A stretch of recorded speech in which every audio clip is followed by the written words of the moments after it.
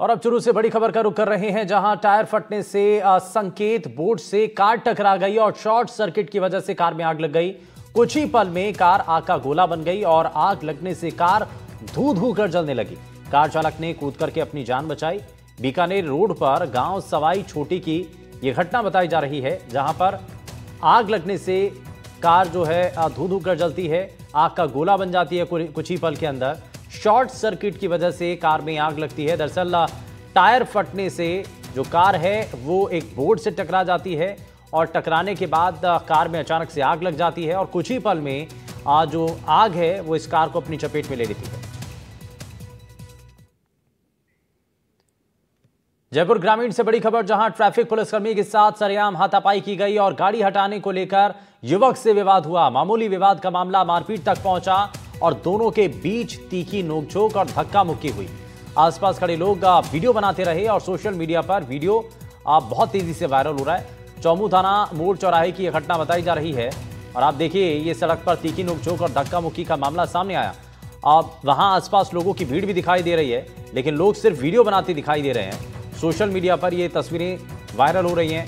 चौमू थाना मोड़ चौराहे की घटना है, जहां ट्रैफिक पुलिस के साथ सरेआम हाथापाई की जाती है। ये तस्वीरें आप देखिए, गाड़ी हटाने को लेकर के युवक से विवाद हुआ था और उसके बाद नौबत हाथापाई तक पहुंच गई और पुलिसकर्मी से ये शख्स उलझता है, नोकझोंक होती है, धक्का मुक्की करता है पुलिसकर्मी से और ये सब कुछ वहां पर खड़े लोग वीडियो बनाते हुए दिखाई देते हैं। आसपास लोगों की भीड़ भी है, लेकिन कोई बीच बचाव करता हुआ दिखाई नहीं देता है। वहां पर सभी लोग वीडियो बनाते हुए दिखाई देते हैं। ट्रैफिक पुलिसकर्मी के साथ सरेआम हाथापाई का यह मामला सामने आया है। गाड़ी हटाने को लेकर के युवक के साथ विवाद हुआ, मामूली सी बात को लेकर के नौबत मारपीट तक पहुंच गई। दोनों के बीच में तीखी नोकझोंक हुई और धक्का मुक्की हुई।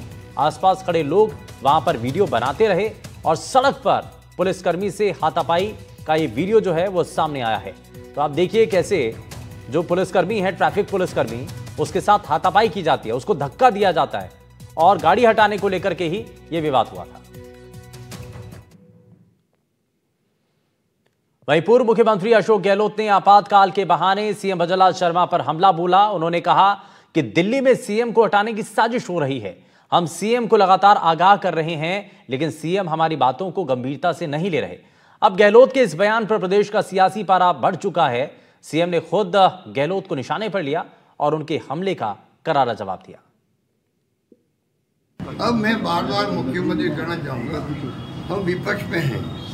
जन भावना जो होती है, ये हमारे पास में जो लोग आके कहते हैं या मीडिया में खबर आती है, उसके आधार पर हम लोग बात उठाते हैं। वो समझते हैं राजनीतिक आलोचनाएं सच्चाई नहीं है। इस भ्रम में रहेंगे मुख्यमंत्री जी तो तकलीफ मुख्यमंत्री जी को होने वाली है। अभी से इनके खिलाफ में इनकी पार्टी के लोग लग चुके हैं, दिल्ली में भी और राजस्थान के अंदर भी भयंकर षड्यंत्र चल रहा है इनको हटाने का। ये समझ नहीं पा रहे हैं। हम बार बार इनको समझा रहे हैं कि भाई नया एक नौजवान को चांस मिला है, पहली बार एमएलए बने, मुख्यमंत्री बन जाए, कितनी बड़ी बात है। इनको मेंटेन रखिए, बार बार बदलने का क्या फ़ायदा। तो ये हम तो इनके इंटरेस्ट में बता रहे हैं कि प्रदेश के अंदर जो हालात है बहुत गंभीर है। जनता त्राहिमाम कर रही है। अब इनके बाद अगर जन सुनवाई करने लग जाए तो मालूम पड़ेगा वास्तव में जनता क्या चाहती है। कार्यकर्ताओं को अपने घर में बैठा के अलग से बात करें कि भाई वास्तव में क्या स्थिति राजस्थान है। क्योंकि ये कांग्रेस ने हमेशा आजादी के बाद से लेकर के आज तक सिर्फ लोकतंत्र का गला घोटने का काम किया है, लोकतंत्र का गला घोटने का काम किया है। आज वो गांव गांव जा रहे, शहर में जा रहे, संविधान बचाओ। अरे संविधान तो आपसे बचाना है, संविधान तो आपसे बचाना है कि हमेशा आपने संविधान के साथ किस तरह से संविधान को तोड़ने का काम किया है। अगर कोई उनसे पूछे आपने 25 जून 1975 की रात को क्या किया, जवाब दीजिए। आपसे कहे आपने देश में कितने प्रदेशों में चुनी हुई सरकारों को गिराने का काम किया, बताइए। हम आपसे पूछेंगे बाबा साहब भीमराव अंबेडकर जी को आपने कितना प्रताड़ित किया। आज हम बाबा साहब की बात करते हैं, बाबा साहब को आपने टिकट नहीं दिया, टिकट काटने के बावजूद चुनाव ने तो उनका विरोध किया। अगर उनको कोई सम्मान देने का काम किया तो देश के यशस्वी प्रधानमंत्री नरेंद्र मोदी ने किया। और इस दौरान कैबिनेट मंत्री राज्यवर्धन सिंह राठौर, राजेंद्र राठौर और सुरेश रावत ने भी अशोक गहलोत को सीएम भजनलाल को हटाने के षड्यंत्र के बयान को लेकर के जमकर घेरा। उन्होंने भी सवाल उठाए हैं और उन्होंने कहा है कि जिस तरीके के हालात बने थे पिछली सरकारों में, उसको याद करना चाहिए और उसको क्यों पूर्व मुख्यमंत्री अशोक गहलोत भूल जाते हैं, और उनको यही नसीहत दी गई है।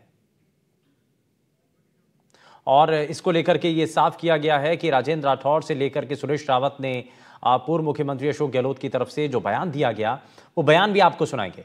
और आपको बता दें कि जिस तरीके से सियासत में घमासान होता हुआ दिखाई दे रहा है, इस बयान को लेकर के बड़ी चर्चा है और वो भी समय और उसकी टाइमिंग को लेकर के बड़े सवाल उठाए जा रहे हैं। जब आपातकाल की 50वीं बरसी को लेकर के बीजेपी अलग अलग जगहों पर इसको काला अध्याय के तौर पर देख रही है, इसको लेकर के जो है बयान दिए जा रहे हैं, उस वक्त आकर के पूर्व मुख्यमंत्री अशोक गहलोत की तरफ से ये स्टेटमेंट देना कि मुख्यमंत्री की को हटाने की साजिश रची जा रही है, पार्टी के अंदर ये सब कुछ चल रहा है, तो इसको लेकर के बड़े सवाल उठाए जा रहे हैं।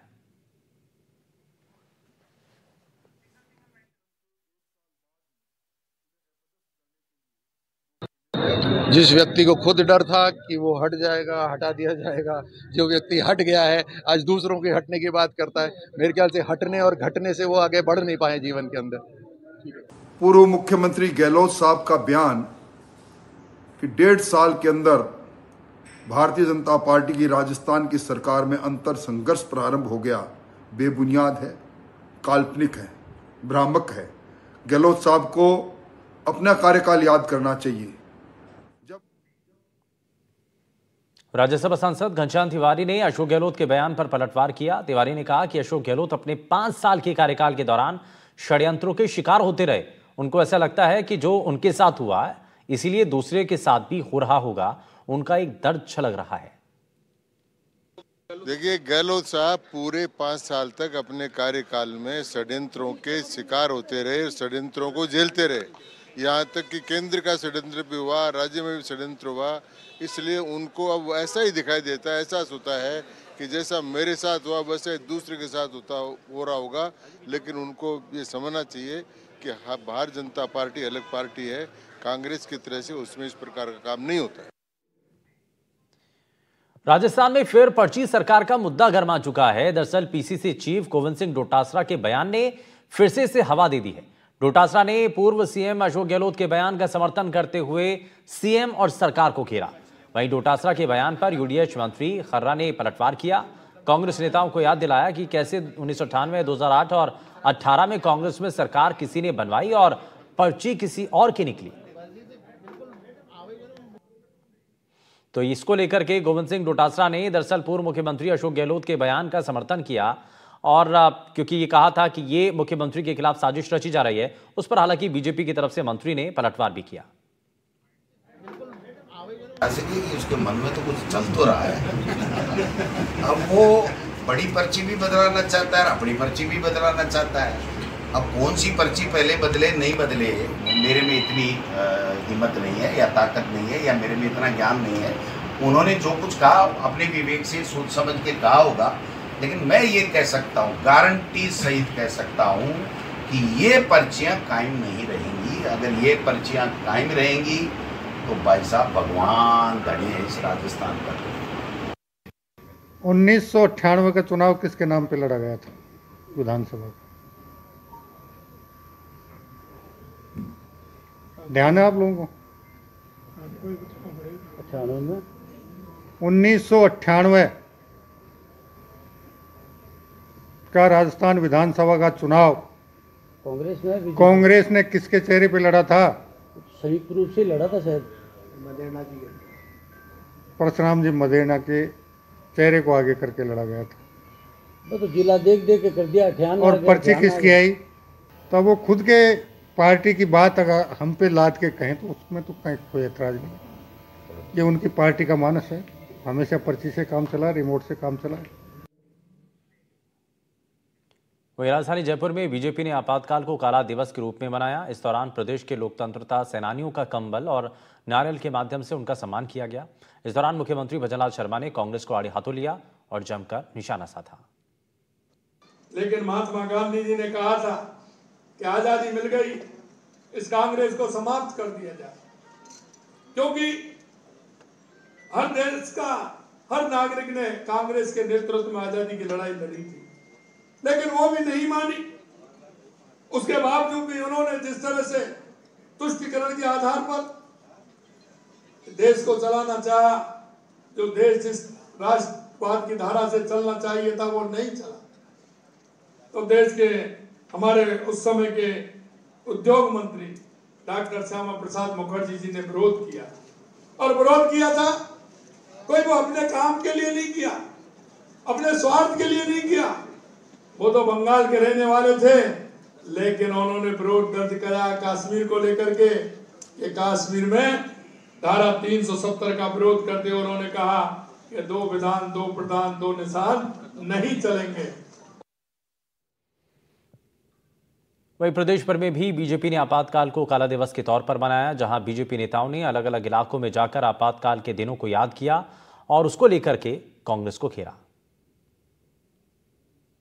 देखो, आपातकाल लगाए जाने के 50 वर्ष पूर्ण और ये वो दिन था जिस दिन से हमारे निर्दोष लोग जो लोकतंत्र की लड़ाई लड़ रहे थे, उन लोगों को आपातकाल लगाकर जिस तरह से जेलों में डाला और उनको प्रताड़ित किया, उसको लेकर हम ये चाहते हैं कि हमारे आने वाली पीढ़ियां हैं, बच्चे हैं, उनको हमारे लोकतंत्र सेनानियों का पता होना चाहिए कि उन्होंने कौन कौन से दर्द झेले हैं, जेलों में गए हैं। इसलिए हम भारतीय जनता पार्टी हर मंडल स्तर तक, हर जिले स्तर तक जाकर हम ये जानकारी हमारे लोकतंत्र सेनानियों का सम्मान कर रहे हैं जो बच गए और जो आज इस दुनिया में नहीं है।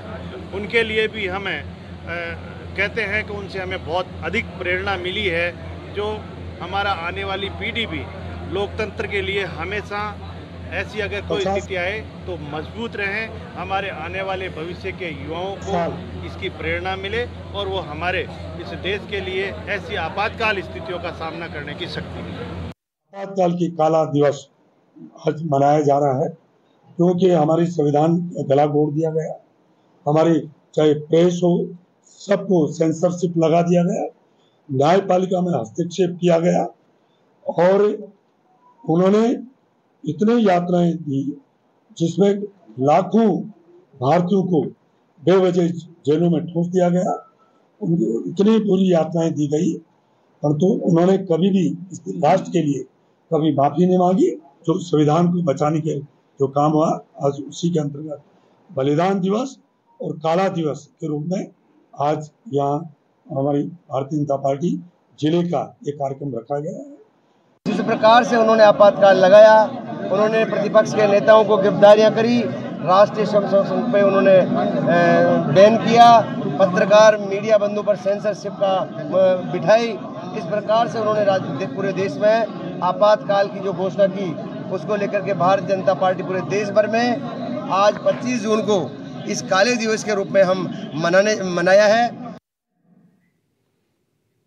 वहीं सीकर पहुंची डिप्टी सीएम दिया कुमारी ने आपातकाल को लेकर कांग्रेस पर निशाना साधा और कहा कि देश की जनता कभी आपातकाल को नहीं भूल पाएगी। साथ ही कांग्रेस को संविधान का गला घोटने वाली पार्टी बताया। वहीं दिया कुमारी के बयान पर विपक्ष ने हमला किया और गोविंद सिंह डोटासरा ने पलटवार किया। जिस दिन इमरजेंसी लागू हुई थी आज से 50 साल पहले, उस काले दिवस को हम लोग सब याद करते हैं और कभी भूल भी नहीं सकते।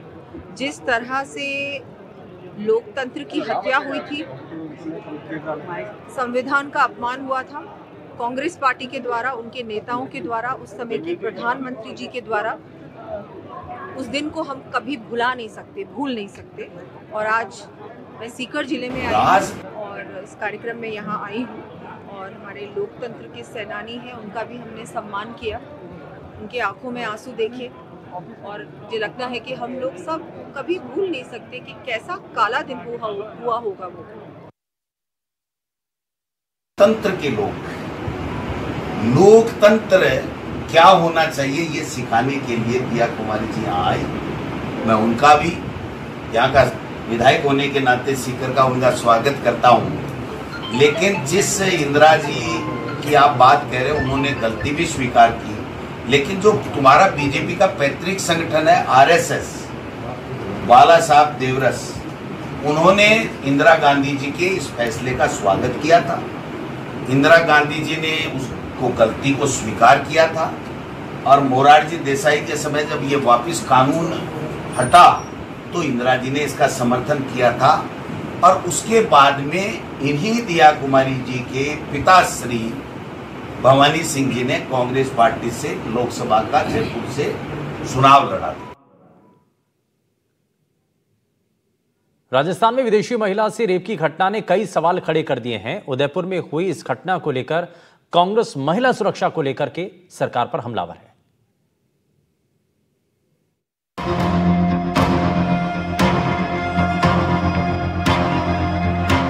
रात में पार्टी, फ्रेंच युवती से रेप, गिरफ्त में आरोपी, अपराध पर अब खामोशी।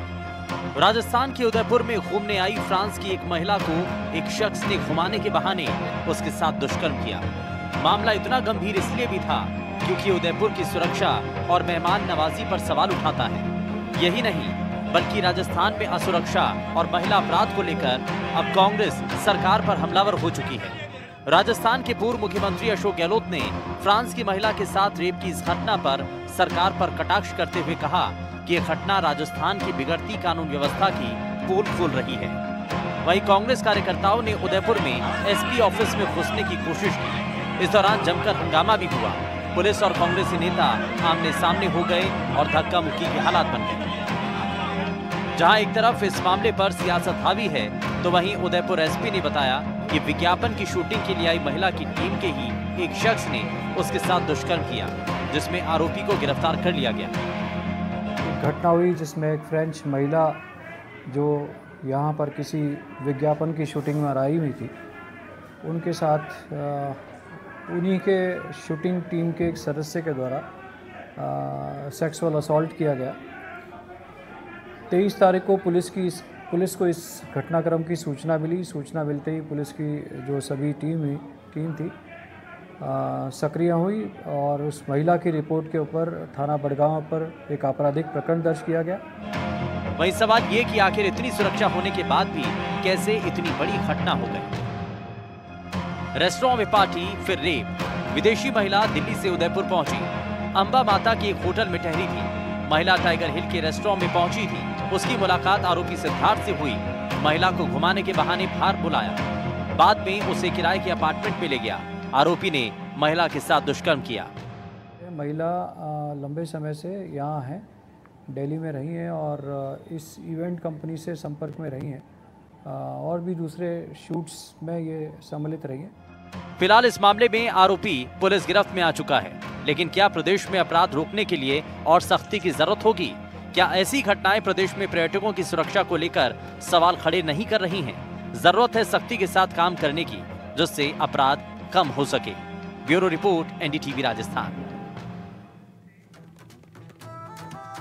यार रुकिए एक छोटे से ब्रेक के लिए, आपका ही मत जाएगा। बने रहिए एनडीटीवी राजस्थान के साथ। नमस्कार।